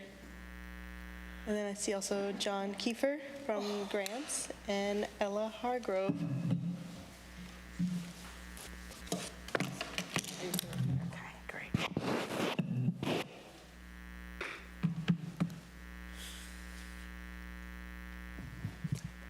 Good afternoon. We will walk through some highlights on ARPA, primarily share with you some activities that will come forward to the board soon for approval or review. Our ongoing conversation continues, and it's great to get to this stage in process. I always show this slide that reflects the priority areas in which funds can be spent. We are now working towards the date of December 31st of ensuring all funds are obligated, with all of them expended by 2026, December 31st. And those are some highlights of our process. And one of the two major ones, the Treasury sort of finalizing their rules in April 22, and the board finalizing sort of its strategy plan based on input and community efforts of getting guidance on how the dollars should occur. We have 49 projects, and we're in process of crossing the finish line with a few of them. In the board document or in Legistar, there's a complete list of all the projects, and there's a table that will show notes as to some things that are impending. An item is fully executed as a contract when all of the signatures have happened by both parties. We have several that are in process. So for instance, some of our interlocal agreements may have been signed by one entity, but it's not fully executed by the other. So it doesn't count on the list as, quote, encumbered, but it's in process. So we have several like that and a few that are outstanding. So over the next several meetings, you'll see items coming forth that will either be an interlocal agreement or we've finalized an RFP, and we'll talk about those in a moment. We're hoping to have authorization for all contracts by October, with the goal, of course, of getting all adjustments done by November to meet the encumbrance deadline of December 31st. We'll not go through this list, but it does show where we are with the various projects. We'll talk about a few of them. Again, this is in the system so you can see it more clearly shortly. John's going to walk through a couple of the interlocal agreements, but before I do get to that, I did want to point out two of our colleagues that are here from the compliance area. We have, it's a small group of us. We do have investments that we'll add to for grant administration for the projects. Many of us are working on this moonlighting, but we're at a stage that we're going to formalize having additional teams of folks helping us through the 2026, now that we're through the, I guess, the harder part of working with the board, figuring out which projects, et cetera. But a very key component with this is our compliance side, and they're sort of the step right before we get to review from either our external auditors or our internal auditors. And some of that work is done out of the county manager's office, through my area, through John's area with grants, and also Ella's a tremendous help and effort with that. And then we have our compliance team team in finance, the CFO plays a role, but we have the compliance manager, John Keenan, who is here. And I'll have him stand, as well as Gary Wood, who is a compliance specialist. So I thank them. They're my partners. We're all partnering together. We email each other more than we want to. We're trying to make sure we get it right. So I thank them for their efforts, and I just wanted to acknowledge them. And I'll now pass this over to John for some updates with some of our interlocal agreements. The other John. There we go. Good afternoon. As Claudia said, we do have some news related to certain of the outstanding initiatives remaining within our ARPA portfolio. The first is a digital equity partnership that we have planned with the city of Durham. This has been a part of the framework for a while. We are at the stage where the city has provided us with a grant proposal that we feel good about, and so we've put together an ILA for your review at the current stage, but that will soon be brought for approval. Under this ILA, the city proposes to carry out certain activities. The bulk of the funding will be used to provide direct internet access, either at public facilities managed by Durham Parks and Rec, or for income qualified households within Durham. Additional funding will be used to support specific projects for two important subpopulations within Durham: our seniors and communal living facilities, and our youth, who will receive workforce exposure and training opportunities around digital careers through the Digital Brilliance Hour project. And then finally, the funding will be used to conduct some community engagement around the future of digital inclusion programming and activities in Durham, and to support the growth and evolution of the city's digital inclusion program. So that'll all fall within that $750,000 total investment. As we said, we have the ILA developed, and we'll be bringing it back for, we'll welcome feedback on the ILA, but then once we have any changes that are needed, we'll bring it back for approval, and that will be ready to be obligated, which will be great to have one more off the checklist. Did want to highlight a couple of important things about that, though. Over 75% of the funding will be used for direct internet service provision, which we thought was an important feature of the city's proposal. If these funds are going to truly start to bridge the digital divide, actually connecting individuals to internet services is a key part of that. And this project will run through September 30th, 2026, so that $750,000 is for multiple, a total investment that will cover multiple years. An update on the ILAs with the public schools. As you all know, through the budget process, we decided to utilize some of the ARPA funding to assist with school capital projects and pre-K with Durham Public Schools. Since the passage of the budget, we have been doing our research on some of the requirements that will attach to both of these projects. We looked into allowability beforehand, obviously, to make sure this was something we could use the ARPA funds on. Since then, we've been better understanding the current status of both the school capital needs of the county and the pre-K service provision, as well as researching the things like process requirements, reporting requirements, and things like that that would attach to these projects as they fall within the negative economic impacts and public health buckets of ARPA funding. Those will have different requirements sometimes than some of the other buckets that are on that first slide that Claudia always shows. So we're just making sure that we are ready to move forward, that we have thought through what implementation of these looks like, so that we can make sure that any language in the ILAs and in the subgrant agreements are included to protect both the county and DPS from a compliance standpoint. And that's our normal due diligence approach that we have for all of our projects. But we are at the end of that, and we're going to be moving forward board over the next couple of weeks with the schools to develop more concrete and specific scopes of work and project budgets for these two projects with the goal of bringing an ILA back to the board this month for review and potentially approval. Button's a little sticky today. The land trust investment program, we did, as you all know, we published RFPs in May. In early June, we received 2 proposals from experienced, highly qualified organizations.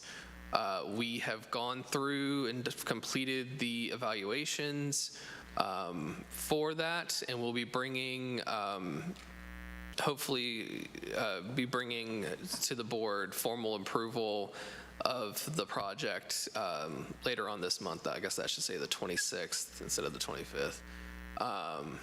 And if not at the 25th, then by the September work session at the latest, with the goal of having the contract signed and in place during September. Sorry, let me go back. There's not a slide for this one, but as an update on the homeless services RFP, similarly to the land trust, it closed in June. We received 4 very strong, very unique and different proposals. Those all have been evaluated. We've made a tentative selection that we'll be bringing to the board for approval over the next couple weeks. And that's it. So that's where we are. This is,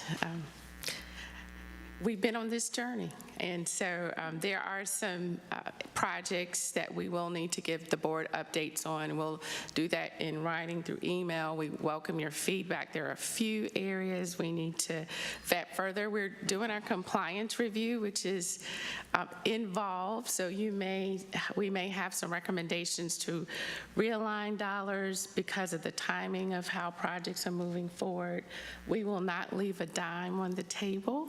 And we talked about that a little bit more back in May, and so we'll also bring forth in the September work session some potential places if, for instance, past the December 31st, 2024 timeframe, if we have to discontinue a contract, potential places that we know would make sense for us to realign those dollars based on board strategies and the return on the investment and current efforts. So we'll be prepared to share that in September. And that's all we have. Thank you so much. What is it? Feels like it's been like years. How many years have we been working on this? We've been at it since 21. Yeah, this whole time. Since 2021. Yeah. Yeah, so. What? Commissioner Jacobs, I see her waving for my attention. Thank you so much. I have a few questions. Doing the interlocal with the city sounds great for the digital equity and access. I looked over at the agreement and the scope of work and was wondering, how will people, youth or seniors be identified for receiving the,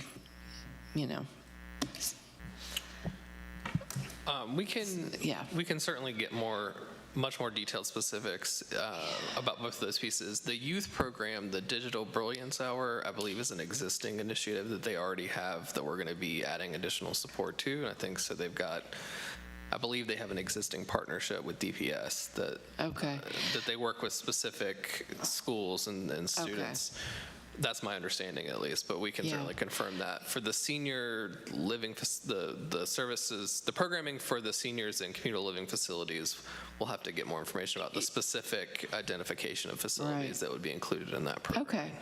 Because, that's where my mind is going, is that, I would hope that we are partnering with Durham Public Schools because they will know, the teachers are going to know which kids, are having trouble. Yeah, don't have access at home and who really need that. and then thinking about seniors again, we've got our Durham Center for Senior Life, our Durham Housing Authority communities, our adult and aging services through DSS.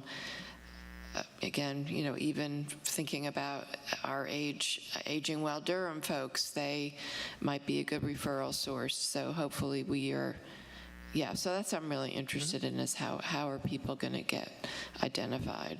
Yeah, we can certainly get more information. But like I said, I think the Digital Brilliance Hour is that's not a new program that we're supporting. It's an existing program that they've already got in place, but we'll get more information. Okay.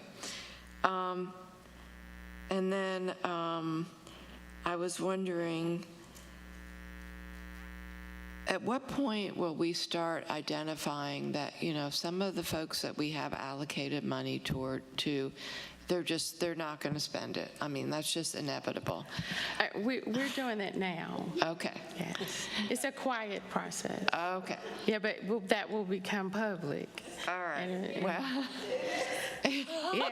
No, the rigor is it's intense. Yeah. And it's exact. Right. And so we appreciate the board allowing us to move many of our partners, the nonprofit ones, to the revenue replacement category, which does allow for fewer compliance steps.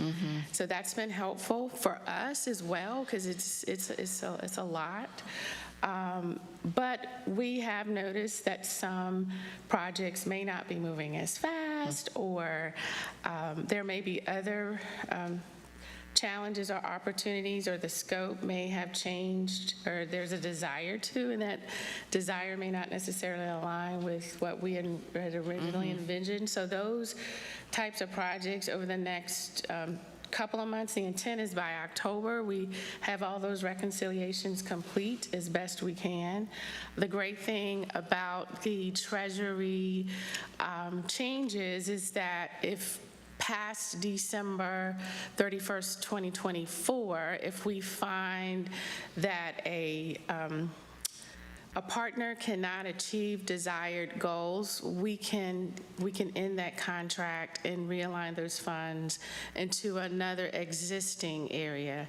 And so some places that we know, such as child care subsidy, or even, for instance, with this partnership with the city, with digital equity for subsidies for that, those are potential safe places to point to that the board could support. So we're trying to get that all fleshed out, but we're also trying to help our partners make sure they can reach the thresholds if they can. Well, because also what I'm thinking is, like, hearing you say we had 2 great proposals for the land trust, or, we got 4 great proposals for homeless services. Is there a way that we can, if it turns out that we have some money, that we can then go and fund some of the things that we weren't able to fund initially without having to go through the RFP and all of that? Is there a way to somehow kind of keep these things in the pipeline? If we have additional money, we will go back to them, that kind of a thing? So I think it would be kind of circumstance specific and depend on what was proposed and the amount of funding available, right? You'd have to have alignment between the funding that we had that we could put towards those activities and what was proposed in the original RFP, if we don't already have a contract in place to be able to do that. And so I think it'll just come down to the actual total amount of funding that we can realign, and what those organizations that submitted proposals may or may not be willing to modify to match the available funding, right? If you had asked for, $1 million and we only had 500,000, there could be a way to scale potentially the proposal back to meet the available funds, but you also might not be able to do that. It would just depend on the specifics of the circumstances. Okay. Well, yeah. Part of what we look at too is the entity's ability to ramp up fast, and sometimes the timing with implementation can be a challenge when we have a hard deadline of 2026. Actually, we're saying before that, well, like October 2026 for the ones that we are bidding out now and are accepting proposals. The community grant should finish next year by 2025 summer for most of them. Okay. And can you remind me the Affordable Housing Revolving Loan Fund? How are we moving forward with that? We need to come back to that particular one. We had made a recommendation to the board to set aside dollars to support that, and that would have been from local funds. So we need to come back with information on that one. Okay. And I think Perry sort of mentioned that as far as the white paper on affordable housing, and this was somewhat tied to that. Am I miss? Okay. He's shaking his head yes. We've done so Okay. much that I didn't want to confuse things. Yeah, I didn't know if we could use ARPA dollars for that. We would have to bid Okay. that. We would have to bid that out. We suggested local dollars for that, Okay. only so that it's less complex. Okay, Yeah. okay, because we wanted to contribute to the existing fund that's Yes, there. ma'am. Okay, thank you. Any other questions on this? Okay. Thanks, y'all. Okay, that brings us to the voting delegate for the NCACC conference. And that will be voting on Commissioner Burns as the voting delegate and Commissioner Carter as the alternate. So moved. Oh, we'll need to suspend the rules first. So moved. Moved by Commissioner Jacobs, seconded by Commissioner Howerton. All in favor, say aye. Aye. Any opposed? Okay, the rules are suspended. Now I'll entertain a motion to appoint the voting delegates. So moved. Okay, moved by Commissioner Jacobs, seconded by Commissioner Howerton. All in favor, say aye. Aye. Any opposed? Okay, both motions passed 4-0. Now we have consent agenda. I told the manager to save her voice and not run through reading every single item. If there's any specific items anyone has questions about, we can go through it that way. You have a question? And I will say, I did send information on agenda item 240392, emailed a copy of that to all of the commissioners for you to review. And I want to give time for questions, but also just to note that I think both me and Commissioner Howerton had hard stops at 3, so just keep that in mind with your questions. I'll start with Commissioner Jacobs. Do you want to just read the numbers instead of the item, and then we can, if anyone has a question that way? We can Do you want me to run through them? Yeah. I can do that.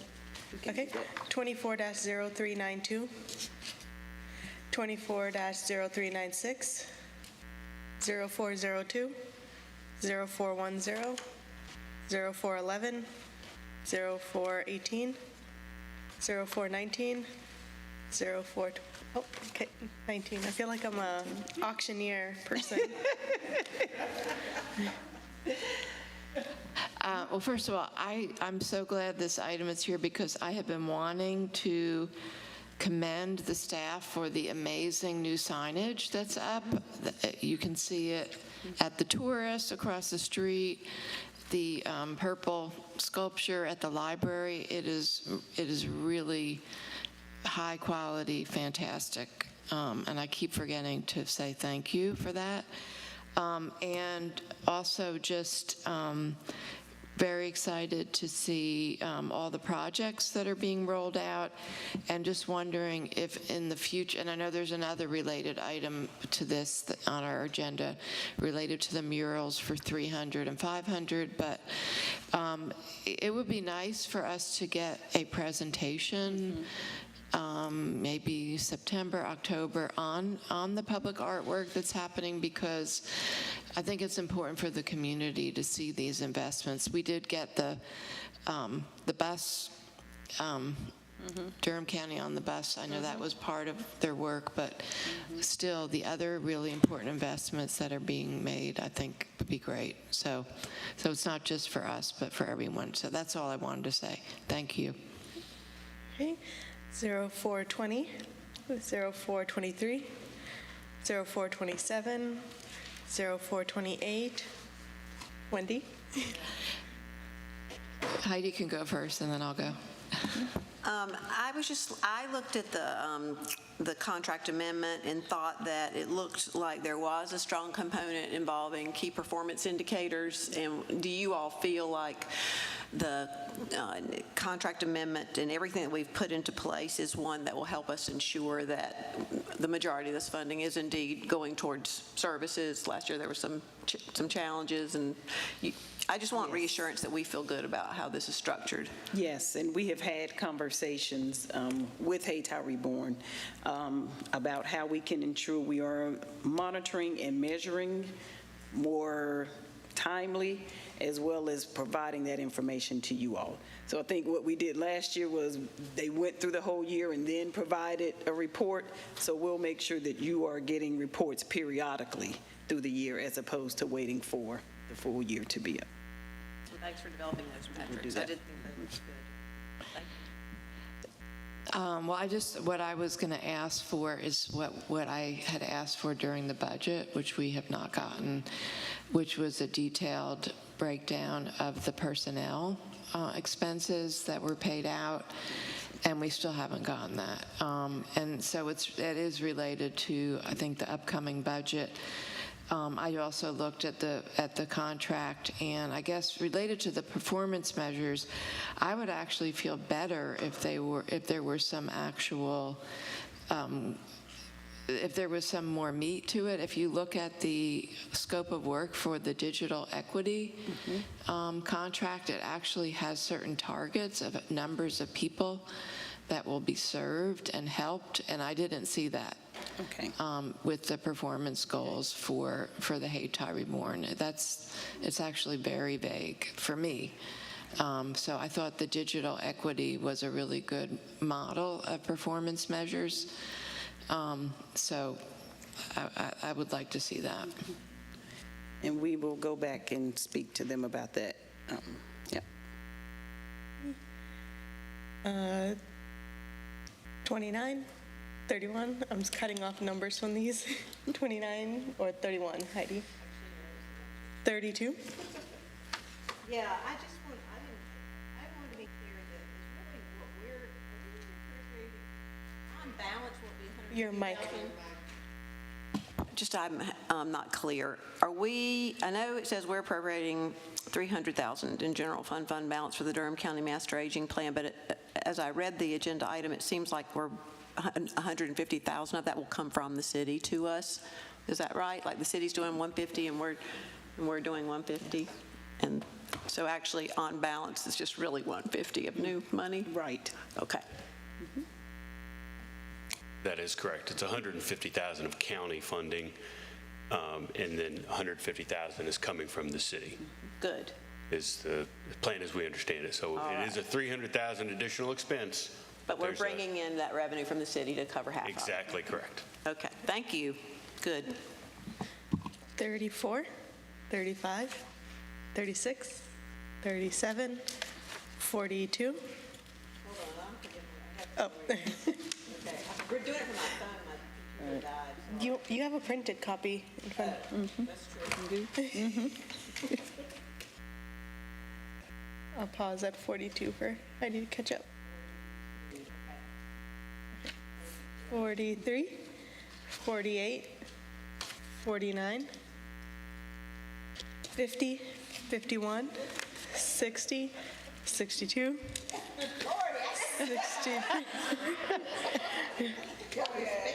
63, 64, 65, 66, 70, 73, 74. Okay, 20. I was like, bingo. Yeah, I guess I have a little bit of a problem with. Which one again? This is the Alliance Health contract. Based on our discussion today, I just feel a little uncomfortable at this point with approving this budget when we have not, we haven't discussed like what is going to be our plan for some of the new things that we're going to try to incorporate into the Alliance budget based on the conversation today. And I guess if there's a way for us to word it so that, I don't know, there's not, and I looked at the contract and there's no kind of detailed budget even associated with the contract. So I don't know what suggestions you might have of how we could, when this is on our agenda, a way to word it, or say that, it's also, we will be, approving a more detailed budget, within the next 30 days or something. I don't know. We can delay this one, and because they owe you some information anyway, and promise to have it in 3 weeks. And so, right. And so if you're okay with us holding off until we get that. As long as it's not holding up anything that they're doing. Right. Yeah, I don't want to stop anything, any services they're providing or anything like that. I don't want to interfere with that. We'll make sure Okay. that they're kept whole. 74, 75, 76, 77, 81, 82, going once, going twice. Wendy! Sorry. 82 or 81? 81, okay, good. I'm not the only one. Yeah, my request is just that it would be great, related to Heidi's point, and this might be better to have it at a joint city-county meeting, but, I looked at their impact report, and there's some very concerning data in there. I mean, like the goals around getting people housed. I'd be really interested in seeing the trends so that we can understand like the increase in children and families that are homeless, the fact that we're not getting people into housing, things like that. And I just... We actually have time on our joint city-county for this upcoming one. Okay. Well, I don't know if they're ready. You should get HSAC to report on that rather than, Urban Ministries should be part of it, but there's a problem with the whole continuum of care that backs up to the emergency shelter. If there's no space, available in permanent supportive housing or transitional housing or rapid rehousing, then there's nowhere for people to go. Right. Anyway, I think it's a great idea that we should be more have our finger on the pulse more of what's going on in the continuum of care for homeless services. And I think they have reports that they could probably get together pretty rapidly, not Urban Ministries per se, but the whole continuum of care operation, HSAC, and the person in charge whose name is eluding me. Maybe Monica, we can reach out to HSAC, see if they're able to join us for a meeting. And Shannon is the county appointee to that. Okay, perfect. And then Heidi, you had a question on 81 too? Yeah, my question is about, is this adequate funding for operations based on things I keep hearing from them, that they're serving hundreds, I have some data, but they're serving many, many, many more people. They're feeding lots more people lunch every single day. Food costs have gone up. They've been having a lot of security issues, and they're having to spend more money on security. They only have one officer. They need more. They have a wait list, 75 singles, 75, just a lot of things. I think they requested more money than this. So I'm worried about our homeless shelter and the services we provide, or that they provide on our behalf there. Yeah, and just to follow up, at our last Familiar Faces Initiative meeting, the conversation really, because we're focusing on a pilot of some of our most,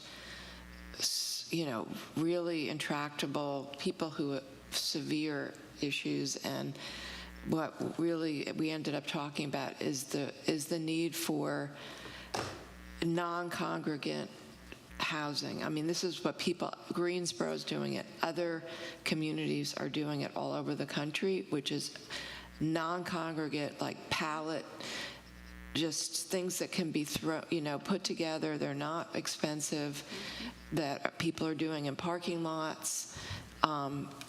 that we have a tremendous need for that in our community, and we don't have it. And so, again, I think this is a conversation that we really need to be having. And I will just say we've made a concerted effort to reach out to UMD, to the executive director, and have expressed how important it is for us to have sustained conversations and meet with them regularly.